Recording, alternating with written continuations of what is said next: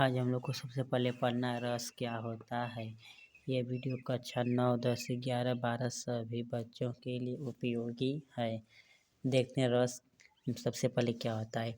तो रस का अर्थ होता है आनंद। रस का अर्थ होता है आनंद, अर्थात किसी काव्य या कविता को पढ़कर या सुनने से जिस शब्द के आनंद की अनुभूति होती है तो इसे रस कहते हैं। रस जैसे कोनो कविता काव्य को पढ़ते हैं तो मन में जो आनंद की अनुभूति होती है तो इसे रस कहते हैं। जैसे नोट में रसों को काव्य की आत्मा कहा जाता है। जो रस होते हैं इन्हें काव्य की आत्मा कहा जाता है।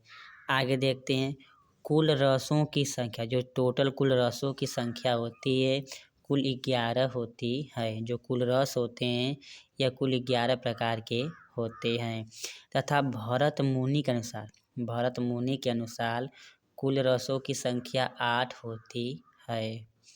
आप देखते हैं श्रृंगार रस जो होता है यह रसराज या रसपति कहा जाता है।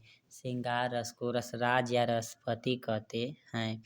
देखते हैं रस जो होते हैं 4 प्रकार के होते हैं: अस्थाई भाव, विभाव, अनुभाव एवं संचारी भाव। अब देखते हैं नंबर 1 हास्य रस किसे कहते हैं। तो जब किसी कविता या काव्य को पढ़कर हमारे मन में जो हंसी का भाव उत्पन्न होता है तो इसे हास्य रस कहते हैं। जैसे नोट में हंसी का भाव प्रकट कराने वाले शब्दों को हास्य रस कहते हैं। जैसे हाथी जैसा देह, गेंडे जैसा चाल, तरबूजे सी खोपड़ी, खरबूजे जैसा गाल। इसमें हंसी के भाव उत्पन्न हुई कि हाथी जैसा देह होगा और गेंडे जैसी चाल, तरबूजे जैसी खोपड़ी, खरबूजे जैसा गाल। हंसी का भाव उत्पन्न हो रहा है जिसे हास्य रस कहते हैं। दूसरा देखते हैं बंदर ने कहा बंदरिया से, चलो नहाए गंगा, बच्चों को छोड़ो घर में, होने दो हुड़दंगा। क्या बंदर बंदरिया से कहता है? नहीं। तो ये एक भाव होता है तो जिसमें हंसी का भाव उत्पन्न हो उसे हास्य रस कहते हैं। दूसरा देखते हैं करुण रस किसे कहते हैं। तो करुण रस का स्थायी भाव शोक होता है या दुख होता है। अर्थात जब किसी व्यक्ति के आकार और आकृति को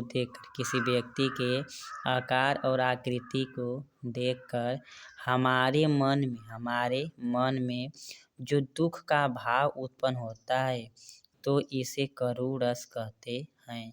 या दुख होता है तो इसे करुण रस कहते हैं। जैसे देखते हैं हे खग मृग हे मधुकर श्रेणी, तुम देखी सीता मृग नयनी।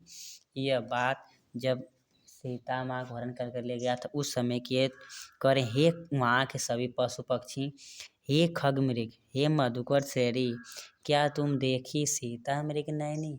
हे यहाँ के सब पशु पक्षी, क्या मेरे नयन रूपी सीता को तुम लोग देखी हो या देखे हो। आगे दुख ही जीवन की कथा रही, क्या कहूँ आज जो नहीं कहूँ। जो दुख की यह जीवन है इसी कथा क्या कहूँ और क्या नहीं कहूँ। आज जो है यह नहीं उत्पन्न है। अर्थात करुण रस में जो होता है कष्ट का भाव उत्पन्न होता है इसे करुण रस कहते हैं। आगे देखते हैं अगला देखते हैं वीर रस। वीर रस क्या होता है।